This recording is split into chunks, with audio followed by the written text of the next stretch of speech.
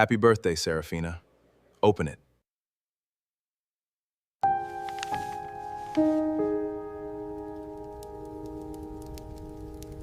Happy birthday, Seraphina. Everett slid the envelope across the table. No bow, no wrapping. Just a crisp ivory rectangle moving slowly toward his wife's champagne flute like a blade across marble. Seraphina looked at it, then at him. "Open it," he said. She did. The first line she read, "Petition for dissolution of marriage." Her fingers stopped. The orchestra played 2 more notes, then nothing. 43 guests turned toward the head table. Executives, family, a photographer from a luxury lifestyle magazine still holding his camera up, no longer shooting. Silence landed on the room like a physical thing. Everett leaned back, crossed one leg over the other, straightened his bow tie. "I think," he said, loud enough for the front tables to hear, "everyone in this room deserves to know the truth." Jade Montgomery, seated 3 chairs down, went completely still. Not shocked. Still, like someone who had been waiting for a fire alarm and was now simply watching it go off. Seraphina set the papers down. Slowly, she folded her hands on top of them. Her almond eyes moved from the document to her husband's face, and something passed across her expression that had no name. Not grief, not panic, something colder, something that looked almost like patience. Everett picked up the microphone. And that was the moment he made the mistake that would cost him everything. He kept talking. "For years," Everett said into the microphone, his voice filling every corner of the Imperial Ballroom. Everyone in this room believed Everett and Seraphina Cole were the perfect partnership. He smiled. "We weren't." A board member near the window set his glass down without drinking from it. 2 women at the center table exchanged a look. Someone near the back stopped chewing. Everett continued, unhurried, comfortable, the way a man is comfortable when he believes he has already won. "I've spent 4 years in a marriage that suffocated me. A woman who needed to approve every decision, every account, every room we walked into together." He opened his palms toward the guests, the gesture of a reasonable man explaining something regrettable. "I tried to make it work. I stayed longer than I should have. But there is a point where a man has to choose himself." Murmurs rippled across 3 tables. Seraphina didn't move. She sat with her hands folded over the divorce papers, her burgundy dress catching the chandelier light, her expression unreadable, as if she were listening to someone describe a stranger's life. Jade reached for her water glass and took a slow sip. "And because I've always believed in honesty."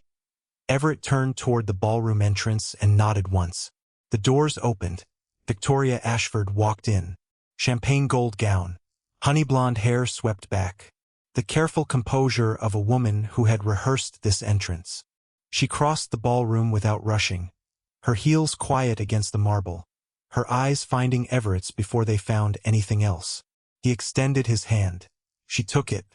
"This," Everett said, "is the woman who reminded me what it feels like to actually be chosen." The room fractured into whispers. Victoria smiled at the guests. Then, slowly, she turned toward Seraphina. Seraphina looked back at her. No anger, no tears, just those quiet, almond eyes, steady and dark and patient. Then Seraphina picked up her champagne flute and took a long, unhurried sip. Everett's smile held, but his jaw tightened, because that wasn't the reaction he had prepared for. Welcome to Elite Drama Stories. If you're new here, subscribe and turn on the notification bell. Drop your city in the comments below. Now back to the story. Because while Everett was still smiling at his own performance, Seraphina was already deciding the order. Everett lowered the microphone slightly. "You have nothing to say?" he asked. Seraphina set her champagne flute down, touched the stem once, released it. "I'm deciding the order," she said quietly. "The order of what?"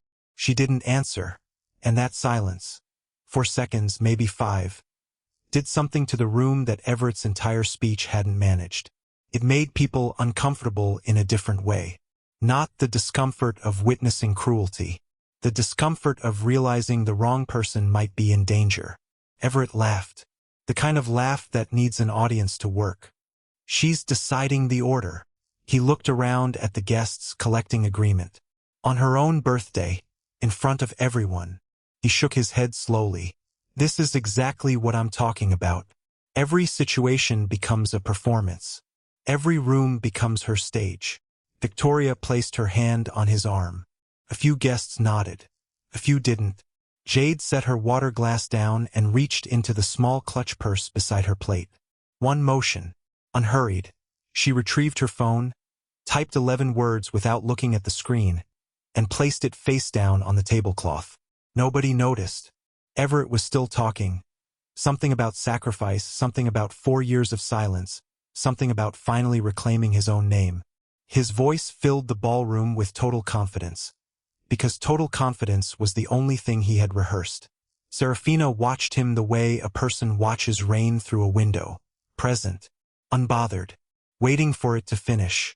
Then the ballroom doors opened again. No announcement, no signal anyone else could see. Nathaniel Brooks walked in carrying a leather briefcase, flanked by a paralegal holding a document case and a technician rolling a projector stand across the marble floor. Salt and pepper hair, charcoal suit, the measured steps of a man who had cleared his schedule for this appointment 3 months ago. Everett stopped mid-sentence. His eyes tracked Nathaniel from the entrance to the center aisle. "Who is that?" Victoria whispered. Everett didn't answer. Seraphina answered for him. "Someone," she said, "who has been very busy." Nathaniel set his briefcase on the table beside the projector without asking permission. The technician connected the laptop. The screen descended from a ceiling panel Everett hadn't noticed until now. Slim, white, already positioned perfectly above the head table. Everett stepped forward. "What exactly do you think you're doing?" Nathaniel looked at him with the calm expression of a man who had expected that question. "My job," he said. He opened the briefcase, removed a bound document, handed identical copies to 4 guests seated at the board table. Men and women who had arrived tonight believing this was a birthday celebration and were now straightening in their chairs with different eyes. Everett watched the documents land in front of each person. "Those are private financial records. They are audited financial records," Nathaniel corrected, without raising his voice. "Verified by an independent forensic firm over the last 91 days. There is a difference." The projector flickered on. The first image appeared, a wire transfer receipt. The date was 7 years ago. The amount was $4.3 million. The originating account belonged to the Seraphina Cole Private Trust. The receiving account Cole Meridian Holdings. Everett's company. A board member leaned forward, adjusted his glasses. "I remember this capital injection," he said slowly.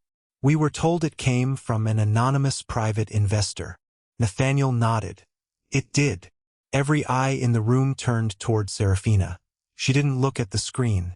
She already knew what was on it. "My father passed away the year before our wedding," she said, her voice even and unhurried. "He left me a trust. I had planned to use it to launch my own firm." She paused.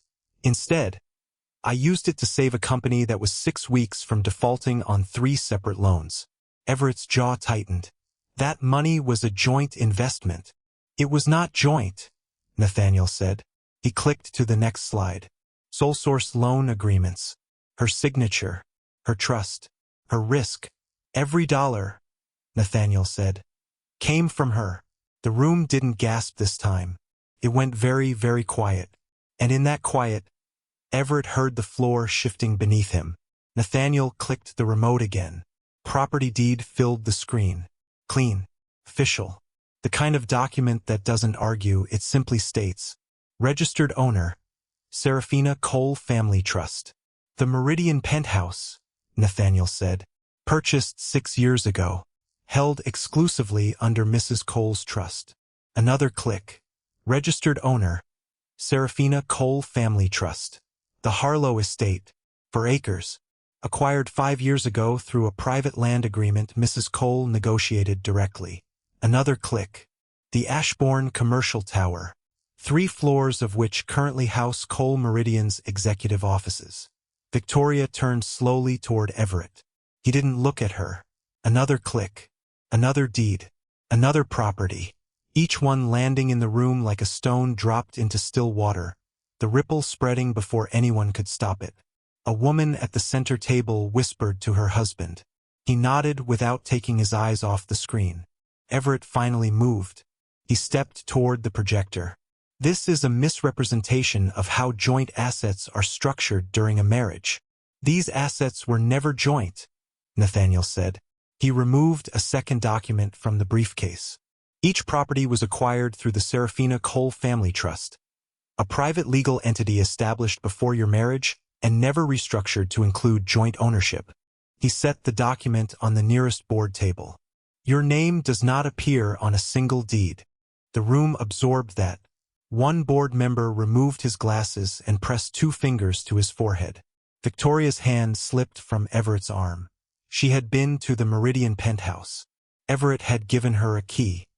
He had stood in that kitchen and told her, "This will all be ours soon." She looked at Seraphina. Seraphina was already looking at her. Not with anger, not with satisfaction, with the steady, patient gaze of a woman who had known this moment was coming and had simply waited for it to arrive on its own. The vacation chalet in Blue Ridge, Nathaniel continued. Seraphina, another click. The vineyard property in Napa, another click. The lake house your husband described in a text message last February as, and I'm quoting directly, mine to give. He looked up from the document. It was not. Victoria took one step back. It was small, involuntary, the kind of step a person takes when the ground beneath them turns out to be something other than ground. Nathaniel opened a new section of the briefcase, removed a flagged expense report, color-coded tabs, 3 inches thick, and placed it on the table with the careful precision of a man who had organized it specifically to be read in this order. Over the last 14 months, he said, 47 purchases were made from accounts registered under Cole Meridian Holdings. He clicked the remote. A ledger appeared on screen, line by line, date by date, amount by amount. These accounts, as we've established, were funded primarily through Mrs. Cole's trust capital. A board member spoke without meaning to. What kind of purchases? Nathaniel clicked. A jeweler's invoice. $34,000. A diamond bracelet, not the kind bought for a wife.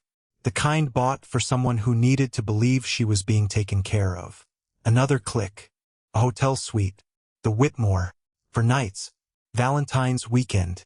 Another. A custom wardrobe order. Designer pieces. 3 sets. All sized for a woman who was not Seraphina Cole. Victoria's face changed. Not dramatically.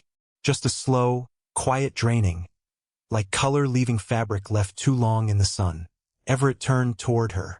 Those accounts were mine to manage. Everett. Her voice was flat. Victoria, listen. The bracelet. She looked at him. You told me you saved for 3 months. He opened his mouth. She looked at the screen, then back at him. The hotel. You said it was from a bonus. It was complicated. The clothes. Her voice dropped to nearly nothing. You said you wanted to take care of me. Seraphina said nothing. She didn't need to. Jade reached for her champagne flute and took a quiet sip, the first time she had moved in 4 minutes. Victoria stepped away from Everett. One full step this time. Deliberate. You paid for me, she said slowly. With her money. Everett said nothing, because there was nothing left to say. Nathaniel closed the expense report. He didn't reach for the next document immediately. He let the room sit in what had just been revealed 3 seconds, for long enough for it to settle into the walls. Then he reached into the briefcase one more time. This document was different, thicker, bound with a red cover sheet that several board members recognized before Nathaniel said a word. A forensic audit report. In the course of reviewing Mrs. Cole's trust accounts, Nathaniel said, his voice carrying the same measured calm it had held since he walked through the door, we identified a series of outgoing transfers that did not correspond to any legitimate business activity. Everett's posture changed. Not dramatically, just a tightening shoulders, jaw, the muscles around his eyes, the involuntary contraction of a man who has just heard a door close behind him. Between March and September of this year, Nathaniel continued, a total of $1.87 million was moved from Cole Meridian Holdings into 3 shell accounts. He clicked the remote. Account numbers appeared on the screen. Registration dates. Transfer timestamps. Each account was opened under a variation of a name that does not correspond to any registered employee, vendor, or contractor associated with the company. A board member stood up. He didn't say anything. He just stood. Those transfers, Nathaniel said, were structured in amounts just below federal reporting thresholds, deliberately, consistently, over a period of 7 months. That is a criminal allegation, Everett said. His voice had lost its performance quality. It was flatter now, smaller. It is a documented finding, Nathaniel replied. The distinction matters. Another click. Bank correspondence appeared on screen.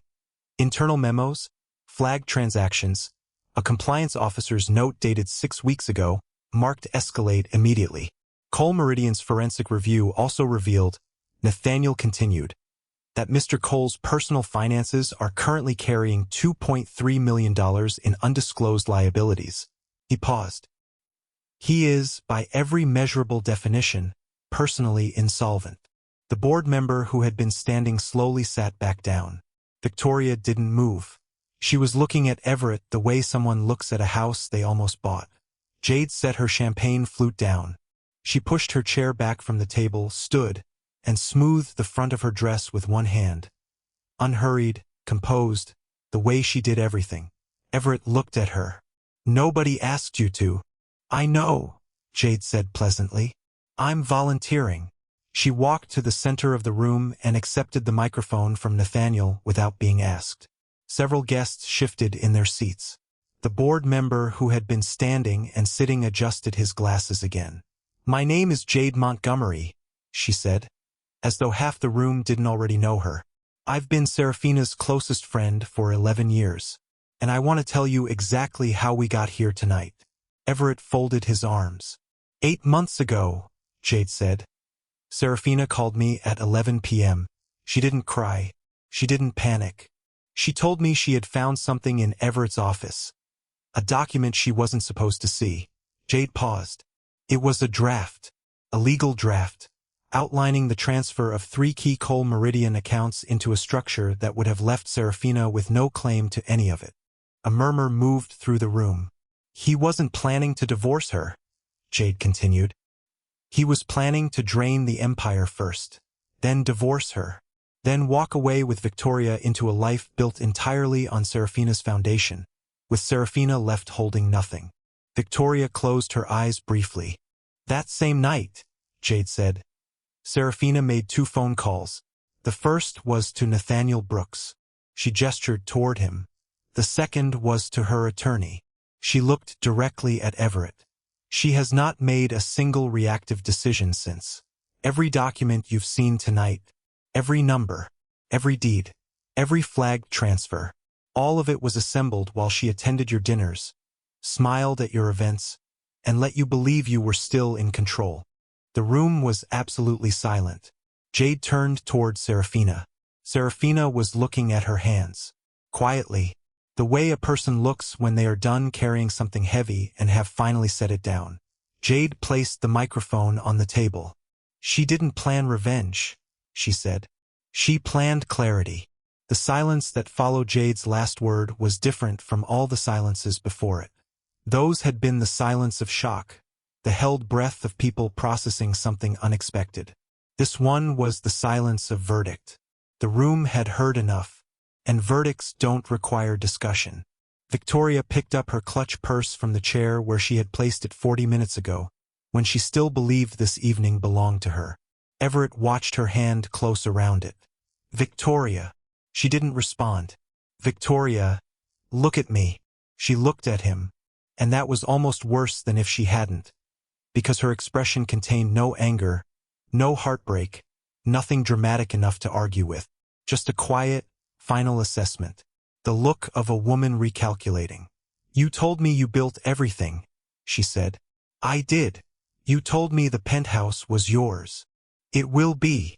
You told me, her voice dropped, that after tonight we would finally have our life. Everett stepped toward her. I can fix this, Let me fix. With what? She asked it simply, genuinely, not as an insult, as an actual question. The accounts are hers. The properties are hers. The company ran on her capital. She tilted her head slightly. What exactly are you offering me, Everett? He opened his mouth. Nothing came. A guest at the far table looked away.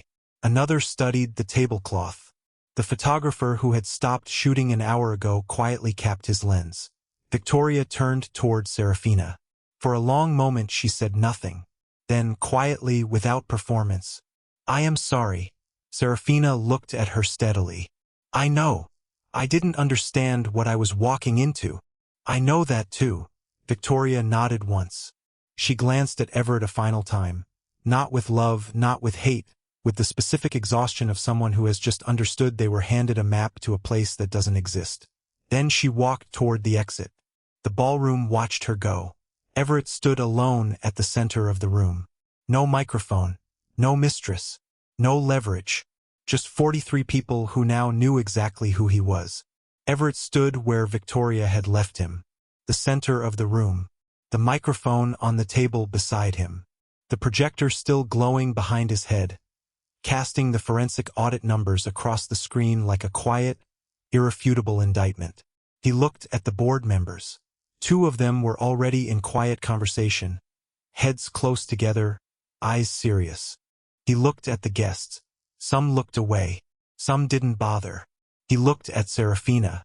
She was signing a document Nathaniel had placed in front of her. Calmly, the scratch of the pen the only sound at the head table. This isn't over, Everett said. His voice came out smaller than he intended. Seraphina finished signing. Handed the pen back to Nathaniel without looking up. Everett. Her voice was quiet. Not cold, just final, the way a closed door is final. You came here tonight to end something. She straightened the document in front of her. You succeeded. He waited for something else. An accusation. A threat. Tears. Anything that would make him feel like the evening was still a conversation. Nothing came. 2 members of corporate security appeared at the edge of the room. They didn't approach dramatically. They simply stood, visible, patient, and that visibility was enough. Everett picked up his jacket from the back of his chair. He looked once more at the board table.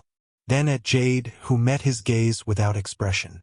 Then at Nathaniel, who had already moved on to the next document. He walked toward the exit. Nobody stopped him. Nobody needed to. The doors closed behind him. For a moment the ballroom held its breath. Then Jade reached across the table, lifted Seraphina's champagne flute, and placed it in her hand. Seraphina looked down at it. Then she looked up, at the board members, at the employees, at the guests who had come to celebrate her and had witnessed something far more permanent than a birthday. She raised the glass. No speech, no declaration, just that quiet, unhurried smile. The room rose to meet it. Seraphina never raised her voice. She just raised the truth. Did Everett deserve everything that happened tonight? Drop your city and tell us in the comments. Subscribe to Elite Drama Stories and hit the notification bell. New stories drop every week.